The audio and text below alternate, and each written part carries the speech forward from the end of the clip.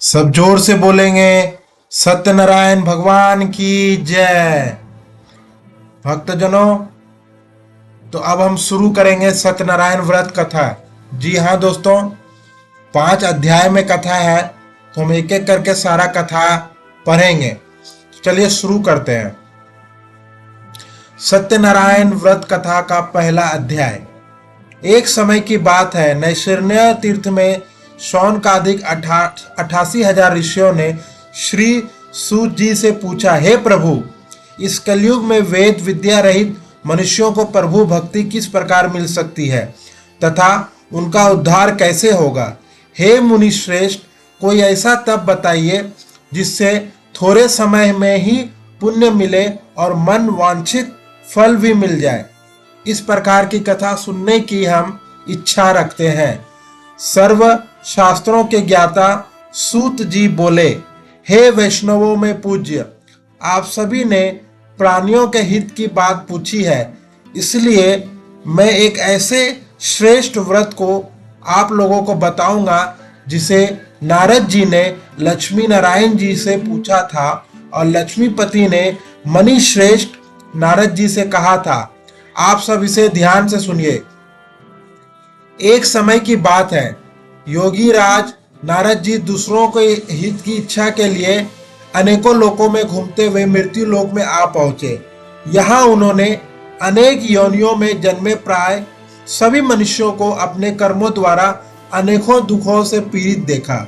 उनका दुख देख नारद जी सोचने लगे कि कैसा यत्न किया जाए जिसके करने से निश्चित रूप से मानव के दुखों का अंत हो जाए। इसी विचार पर मनन करते हुए वह विष्णु लोक में गए। वहां वह देवों के ईश नारायण की स्तुति करने लगे, जिनके हाथों में शंख, चक्र, गदा और पद्म थे, गले में वरमाला पहने हुए थे। स्तुति करते हुए नारद जी बोले, हे भगवान, आप अत्यंत शक्ति से संपन्न हैं। मन तथा वाणी भी आपको नहीं पा सकती है। आपका आदि मध्य तथा अंत नहीं है। निर्गुण स्वरूप सृष्टि के कारण भक्तों के दुख को दूर करने वाले हैं। आपको मेरा नमस्कार है। नारद जी की स्तुति सुन विष्णु भगवान बोले, हे मुनि श्रेष्ठ, आपके मन में क्या बात है? आप किस काम के लिए पधारे हैं, उसे निसंकोच कहो।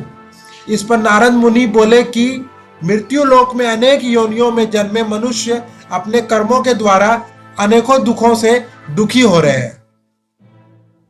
हे नाथ, आप मुझ पर दया रखते हैं तो बताइए कि वह मनुष्य थोड़े प्रयास से ही अपने दुखों से कैसे छुटकारा पा सकते हैं।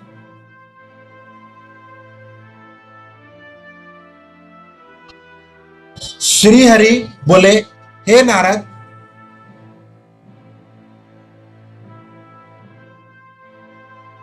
मनुष्यों की भलाई के लिए तुमने बहुत अच्छी बात पूछी है।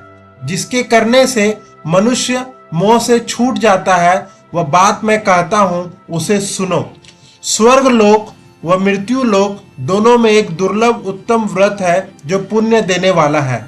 आज प्रेमवश होकर मैं उसे तुमसे कहता हूं।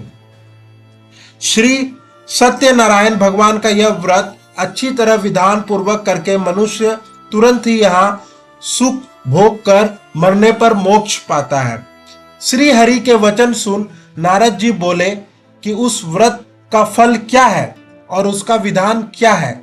यह व्रत किसने किया था, इस व्रत को किस दिन करना चाहिए, सभी कुछ विस्तार से बताए। नारद की बात सुनकर श्री हरि बोले, दुख व शोक को दूर करने वाला यह सभी स्थानों पर विजय दिलाने वाला है। मानव को भक्ति व श्रद्धा के साथ शाम को श्री सत्यनारायण की पूजा धर्म परायण होकर ब्राह्मणों व बंधुओं के साथ करनी चाहिए। भक्ति भाव से ही नैवेद्य, केले का फल, घी, दूध और गेहूं का आटा सवाया ले। गेहूं के स्थान पर साठी का आटा, शक्कर तथा गुड़ लेकर वह सभी भक्षण योग्य पदार्थों को मिलाकर भगवान का भोग लगाए। ब्राह्मणों सहित बंधु बांधवों को भी भोजन कराए। उसके बाद स्वयं भोजन करे, भजन कीर्तन के साथ भगवान की भक्ति में लीन हो जाए। इस तरह से सत्यनारायण भगवान का यह व्रत करने पर मनुष्य की सारी इच्छाएं निश्चित रूप से पूरी होती है। इस कली काल अर्थात कलयुग में मृत्यु लोक में मोक्ष का यही एक सरल उपाय है। श्री सत्यनारायण व्रत कथा का पहला अध्याय संपूर्ण। बोलिए श्री सत्यनारायण भगवान की जय। सत्यनारायण भगवान की व्रत कथा का दूसरा अध्याय। सूत जी बोले, हे ऋषियों, जिसने पहले समय में इस व्रत को किया था उसका इतिहास कहता हूं, ध्यान से सुनो। सुंदर काशीपुरी नगरी में एक अत्यंत निर्धन ब्राह्मण रहता था। भूख प्यास से परेशान वह धरती पर घूमता रहता था। ब्राह्मणों से प्रेम करने वाले भगवान ने एक दिन ब्राह्मण का वेश धारण कर उसके पास जाकर पूछा, हे विप्र, नित्य दुखी होकर तुम पृथ्वी पर क्यों घूमते हो? दीन ब्राह्मण बोला, मैं निर्धन ब्राह्मण हूं, भिक्षा के लिए धरती पर घूमता हूं। हे भगवान, यदि आप इसका कोई उपाय जानते हो तो बताइए। वृद्ध ब्राह्मण कहता है कि सत्यनारायण भगवान मनोवांछित फल देने वाले हैं, इसलिए तुम उनका पूजन करो। इसे करने से मनुष्य सभी दुखों से मुक्त हो जाता है। वृद्ध ब्राह्मण बनकर आए सत्यनारायण भगवान उस निर्धन ब्राह्मण को व्रत का सारा विधान बताकर अंतर्धान हो गए। ब्राह्मण मनी मन सोचने लगा कि जिस व्रत को वृद्ध ब्राह्मण करने को कहा गया मैं उसे जरूर करूंगा। यह निश्चय करने के बाद उसे रात में नींद नहीं आई। वह सवेरे उठकर सत्यनारायण भगवान के व्रत का निश्चय कर भिक्षा के लिए चला गया। उस दिन निर्धन ब्राह्मण को भिक्षा में बहुत दान मिला, जिससे बंधु बांधवों के साथ मिलकर श्री सत्यनारायण भगवान का व्रत संपन्न किया। भगवान सत्यनारायण का व्रत संपन्न करने के बाद वह निर्धन ब्राह्मण सभी दुखों से छूट गया और उनके प्रकार की संपत्तियों से युक्त हो गया, अनेक प्रकार की संपत्तियों से युक्त हो गया। उसी समय से यह ब्राह्मण हर माह इस व्रत को करने लगा। इस तरह से सत्यनारायण भगवान के व्रत को जो मनुष्य करेगा वह सभी प्रकार के पापों से छूटकर मोक्ष को प्राप्त होगा।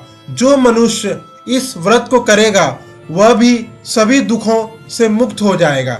सूत जी बोले कि इस तरह से नारद जी से नारायण जी का कहा हुआ श्री सत्यनारायण व्रत को मैंने तुमसे कहा। हे विप्रो, मैं अब और क्या कहूं? ऋषि बोले, हे मुनिवर, संसार में इस विप्र से सुनकर और किस किस ने इस व्रत को किया, हम सब इस बात को सुनना चाहते हैं। इसके लिए हमारे मन में श्रद्धा का भाव है। सूत जी बोले, हे मुनियों, जिसने इस व्रत को किया है वे सब सुनो। एक समय वही विप्र धन व ऐश्वर्य के अनुसार अपने बंधु बांधवों के साथ इस व्रत को करने को तैयार हुआ। उसी समय एक लकड़ी बेचने वाला बूढ़ा आदमी आया और लकड़ियां बाहर रखकर अंदर ब्राह्मण के घर में गया।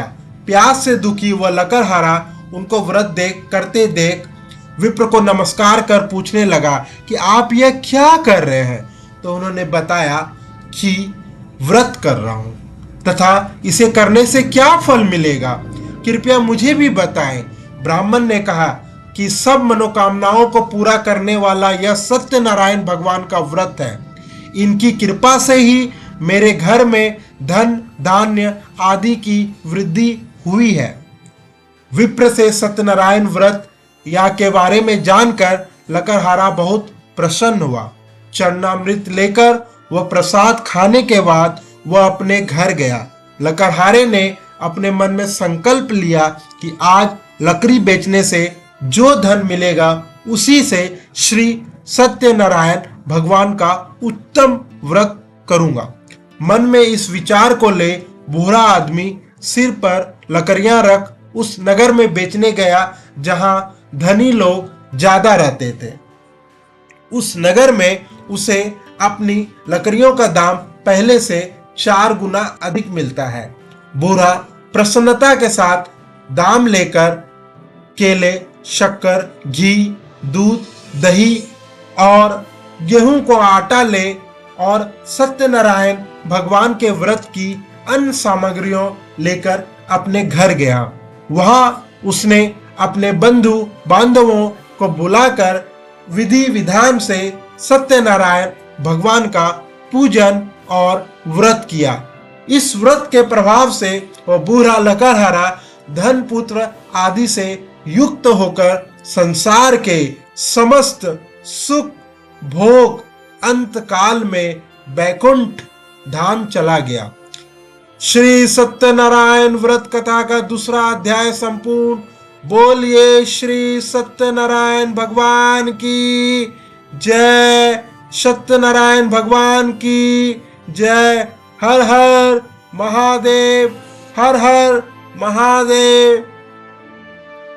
सत्यनारायण भगवान की व्रत कथा का तीसरा अध्याय।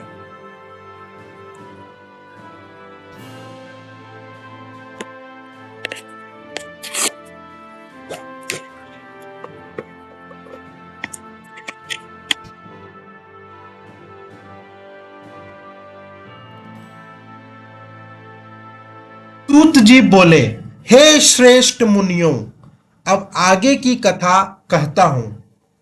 पहले समय में उल्कामुख नाम का एक बुद्धिमान राजा था। वह सत्यवक्ता और जितेंद्रिय था।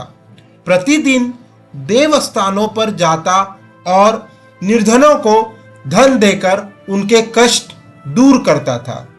उसकी पत्नी कमल के समान मुख वाली तथा सती साध्वी थी।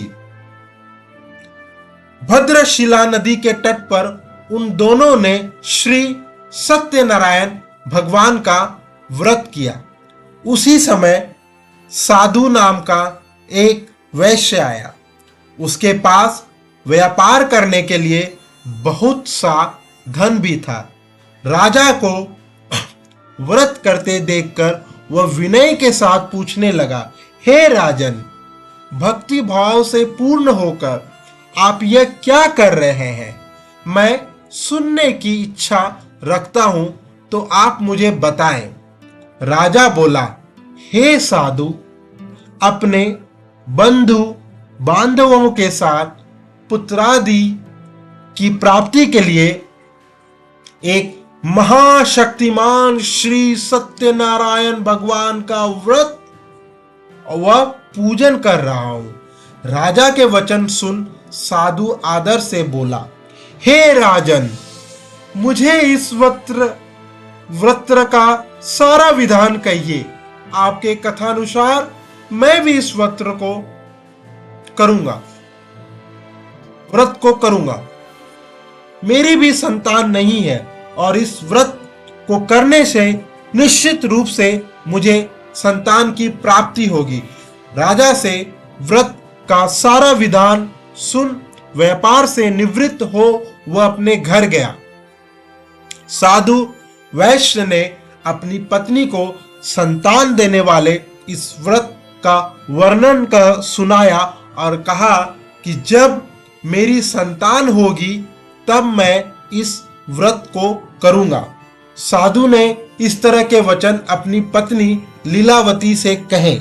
एक दिन लीलावती पति के साथ आनंदित हो सांसारिक धर्म में पवित्र होकर सत्यनारायण भगवान की कृपा से गर्भवती हो गई। 10वें महीने में उसके गर्भ से एक सुंदर कन्या ने जन्म लिया। दिनों दिन वह ऐसे बढ़ने लगी जैसे कि शुक्ल पक्ष का चंद्रमा बढ़ता है। माता पिता ने अपनी कन्या का नाम कलावती रखा। एक दिन लीलावती ने मीठे शब्दों में अपने पति को याद दिलाया कि आपने सत्यनारायण भगवान को के जिस व्रत को करने का संकल्प लिया था उसे करने का समय आ गया है, आप इस व्रत को करिए। साधु बोला कि हे प्रिय, इस व्रत को मैं उसके विवाह पर करूंगा। इस प्रकार अपनी पत्नी को आश्वासन देकर वह नगर को चला गया। कलावती पिता के घर में रह वृद्धि को प्राप्त हो गई। साधु ने एक बार नगर में अपनी कन्या को सखियों के साथ देखा तो तुरंत ही दूत को बुलाया और कहा कि मेरी कन्या के योग वर देख कर आओ। साधु की बात सुनकर दूत कंचन नगर में पहुंचा और वहां देखभाल कर लड़की के सुयोग वानिक पुत्र को ले आया।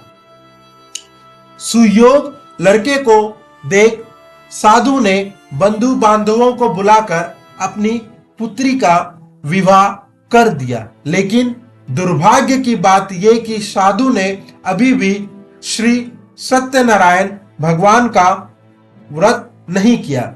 इस पर श्री भगवान क्रोधित हो गए और श्राप दिया कि साधु को अत्यधिक दुख मिले। अपने कार्य में कुशल साधु बनिया जमाई को लेकर समुद्र के पास स्थित होकर रत्नासारपुर नगर में गया। वहां जाकर दामाद ससुर दोनों मिलकर चंद्रकेतु राजा के नगर में व्यापार करने लगे। एक दिन भगवान सत्यनारायण की माया से एक चोर राजा का धन चुराकर भाग रहा था। उसने राजा के सिपाहियों को अपना पीछा करते देख चुराया हुआ धन वहां रख दिया जहां साधु अपने जमाई के साथ ठहरा हुआ था। राजा के सिपाहियों ने साधु वैश्य के पास राजा का धन पड़ा देख तो वह ससुर जमाई दोनों को बांधकर प्रसन्नता से राजा के पास ले गए और कहा कि उन दोनों चोरों हम पकड़ लाए हैं, आप आगे की कार्यवाही की आज्ञा दें। राजा की आज्ञा से उन दोनों को कठिन कारावास में डाल दिया गया और उनका सारा धन भी उनसे छीन लिया गया। श्री सत्यनारायण भगवान से श्राप से साधु की पत्नी भी बहुत दुखी हुई। घर में जो धन रखा था उसे चोर चुरा ले गए। शारीरिक तथा मानसिक पीड़ा व भूख प्यास से अति दुखी हो अन्न की चिंता में कलावती के ब्राह्मण के घर गई। वहां उसने श्री सत्यनारायण भगवान का व्रत होते देखा, फिर कथा भी सुनी। वह प्रसाद ग्रहण कर वह रात को घर वापस आई। माता के कलावती से पूछा कि हे पुत्री, अब तक तुम कहाँ थी, तेरे मन में क्या है? कलावती ने अपनी माता से कहा, हे माता, मैंने एक ब्राह्मण के घर में श्री सत्यनारायण भगवान का व्रत देखा है। कन्या के वचन सुन लीलावती भगवान के पूजन की तैयारी करने लगी। लीलावती ने परिवार व बंधुओं सहित सत्यनारायण भगवान का पूजन किया और उनसे वर मांगा कि मेरे पति तथा जमाई शीघ्र घर आ जाए। साथ ही यह भी प्रार्थना की हम सबका अपराध क्षमा करें। श्री सत्यनारायण भगवान इस व्रत से संतुष्ट हो गए और राजा चंद्रकेतु को सपने में दर्शन दे कहा कि हे राजन, तुम उन दोनों वैश्यों को छोड़ दो और तुमने उनका जो धन लिया है उसे वापस कर दो। अगर ऐसा नहीं किया तो मैं तुम्हारा धन, राज्य व संतान सभी को नष्ट कर दूंगा। राजा को यह सब कहकर वह अंतर्धान हो गए। प्रातः काल सभा में राजा ने अपना सपना सुनाया, फिर बोले कि बनिक पुत्रों को कैद से मुक्त कर सभा में लाओ। दोनों ने आते ही राजा को प्रणाम किया। राजा मीठी वाणी में बोला, हे महानुभाव, भाग्यवश ऐसा कठिन दुख तुम्हें प्राप्त हुआ है, लेकिन अब तुम्हें कोई भय नहीं है। ऐसा कह राजा ने उन दोनों को नए वस्त्र आभूषण भी पहनाए और जितना उनका धन लिया था उससे दुगुना धन वापिस कर दिया। दोनों वैश्य अपने घर को चल दिए। श्री सत्यनारायण श्री सत्यनारायण व्रत कथा का तीसरा अध्याय संपूर्ण। बोलिए श्री सत्यनारायण भगवान की जय। सत्यनारायण भगवान की व्रत कथा का चौथा अध्याय। सूत जी बोले, वैश्य ने मंगलाचार कर अपनी यात्रा आरंभ की और अपने नगर की ओर चल दिए। उनके थोड़ी दूर जाने पर एक दंडी वैश्यधारी श्री सत्यनारायण ने उनसे पूछा, हे साधु, तेरी नाव में क्या है? अभिवानी वणिक हंसता हुआ बोला, हे दंडी, आप क्या पूछते हो? क्या धन लेने की इच्छा है? मेरी नाव में तो बेल व पत्ते भरे हुए हैं। वैश्य के कठोर वचन सुन भगवान बोले, तुम्हारा वचन सत्य हो। दंडी ऐसे वचन कह वहां से दूर चले गए। कुछ दूर जाकर समुद्र के किनारे बैठ गए। दंडी के जाने के बाद साधु वैश्य ने नित्य क्रिया के पश्चात नाव को ऊंची उठते देखकर अचंबा माना और नाव में बेल पत्ते आदि देख वह मूर्छित हो जमीन पर गिर पड़ा। मूर्छा खुलने पर वह अत्यंत शोक में डूब गया। तब उसका दामाद बोला कि आप शोक ना मनाएं, यह दंडी का शाप है, इसलिए हमें उनकी शरण में जाना चाहिए, तभी हमारी मनोकामना पूरी होगी। दामाद की बात सुनकर वह दंडी के पास पहुंचा और अत्यंत भक्ति भाव नमस्कार करके बोला, मैंने आपसे जो जो असत्य वचन कहे थे उनके लिए मुझे क्षमा दे। ऐसा कहकर महान शोकातुर हो रोने लगा। तब दंडी भगवान बोले, हे वणिक पुत्र, मेरी आज्ञा से बार बार तुम्हें दुख प्राप्त हुआ है, तू मेरी पूजा से विमुख हुआ। साधु बोला, हे भगवान, आपकी माया से ब्रह्मा आदि देवता भी आपके रूप को नहीं जानते, तब मैं अज्ञानी कैसे जान सकता हूँ? आप प्रसन्न होए, अब मैं सामर्थ्य के अनुसार आपकी पूजा करूंगा। मेरी रक्षा करो और पहले के समान नौका में धन भर दो। साधु वैश्य के भक्ति पूर्वक वचन सुनकर भगवान प्रसन्न हो गए और उसकी इच्छा अनुसार वरदान देकर अंतर्धान हो गए। ससुर जमाई जब नाव पर आए तो नाव धन से भरी हुई थी। फिर वही अपने अन्य साथियों के साथ सत्यनारायण भगवान का पूजन कर अपने नगर को चल दिए। जब नगर के नजदीक पहुंचे तो दूत को घर पर खबर करने के लिए भेज दिया। दूत साधु की पत्नी को प्रणाम कर कहता है कि मालिक, आपने दामाद सहित नगर के निकट आ गए हैं। दूत की बात सुन साधु की पत्नी लीलावती ने बड़े हर्ष के साथ सत्यनारायण भगवान का पूजन कर अपनी पुत्री कलावती से कहा कि मैं अपने पति के दर्शन को जाती हूँ, तू कार्य पूर्ण कर शीघ्र आ जाता। माता के ऐसे वचन सुन कलावती जल्दी में प्रसाद छोड़ अपने पति के पास चले गई।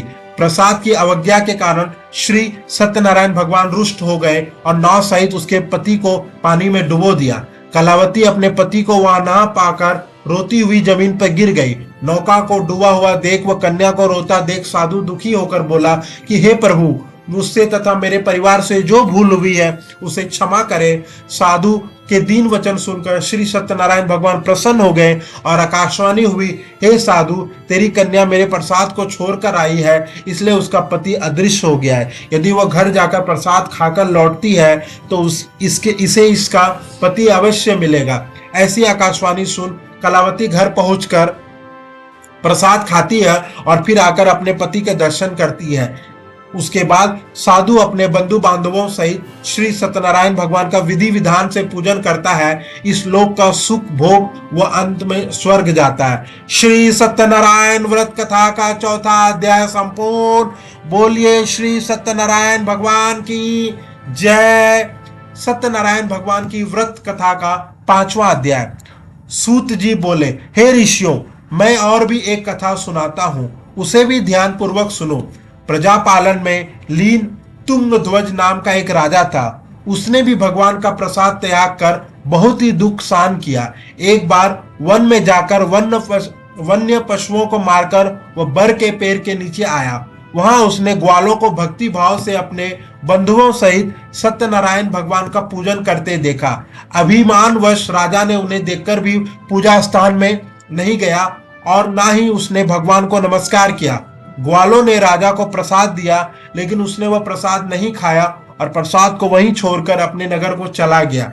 जब वह नगर में पहुंचा तो वहां सब कुछ तहस नहस हुआ पाया तो वह शीघ्र ही समझ गया कि यह सब भगवान ने ही किया है। वह दोबारा ग्वालों के पास पहुंचा और विधि पूर्वक पूजा करके प्रसाद खाया तो श्री सत्यनारायण भगवान की कृपा से सब कुछ पहले जैसा हो गया। दीर्घ काल तक सुख भोगने के बाद मरणोपरांत उसे स्वर्ग लोक की प्राप्ति हुई। जो मनुष्य परम दुर्लभ इस व्रत को करेगा तो भगवान सत्य नारायण की अनुकंपा से उसे धन्य धान की प्राप्ति होगी, निर्धन धनी हो जाता है और भय मुक्त हो जीवन जीता है। संतानहीन मनुष्य को संतान सुख मिलता है और सारे मनोरथ पूर्ण होने पर मानव अंत काल में बैकुंठ धाम हो जाता है। सूत जी बोले, जिन्होंने पहले इस व्रत को किया है, अब उनके दूसरे जन्म की कथा कहता हूँ। वृद्ध संतानन ब्राह्मण ने सुदामा का जन्म लेकर मोक्ष की प्राप्ति की। लकरहारे ने अगले जन्म में निषाद बनकर मोक्ष प्राप्त किया।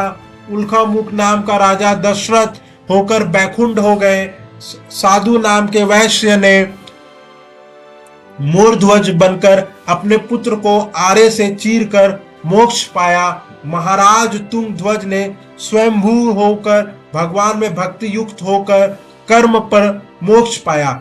श्री सत्यनारायण व्रत कथा का 5वां अध्याय संपूर्ण। बोलिए श्री सत्यनारायण भगवान की जय।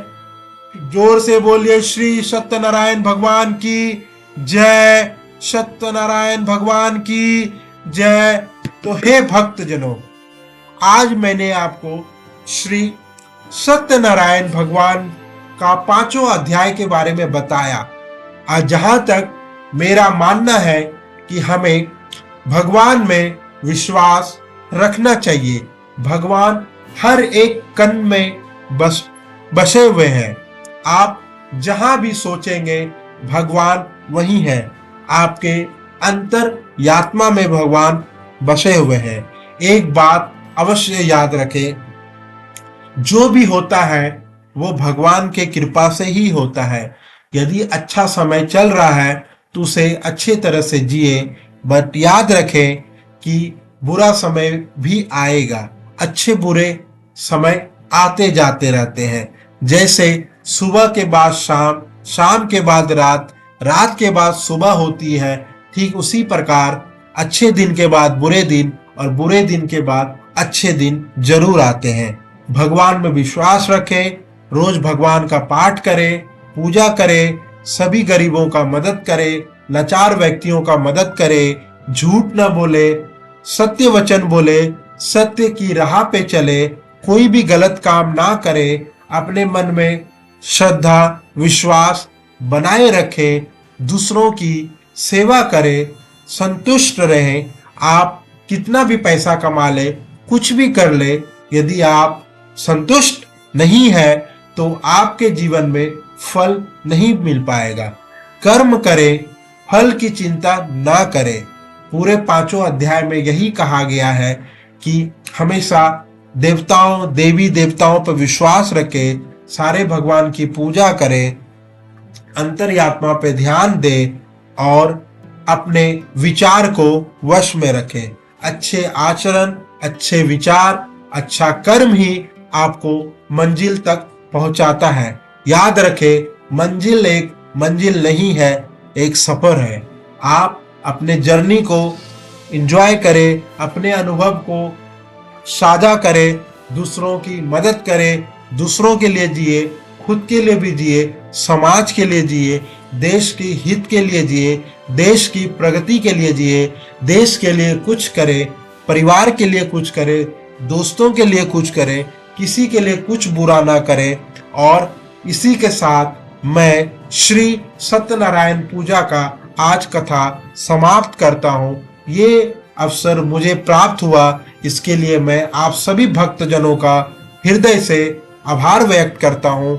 आप लोगों से मैं गुजारिश करता हूँ कि इस चैनल को प्लीज सब्सक्राइब करें, वीडियोस को लाइक करें, शेयर करें और मुझे उम्मीद है आप लोगों को ये कथा बहुत ही पसंद आया होगा। जल्दी मैं और भी भगवान की कथा आपके समक्ष जरूर प्रस्तुत करूंगा।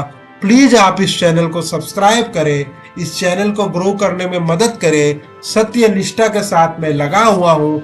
आप लोगों की मदद की मुझे सख्त जरूरत है। आप सभी भक्तों से गुजारिश है कि सब्सक्राइब का बटन दबा दे, सोनिका ड्रीम्स चैनल को शेयर करें, ज्यादा से ज्यादा शेयर करें। भगवान में विश्वास रखें, भगवान में विश्वास रखें। जय हिंद, जय भारत, जय भारत।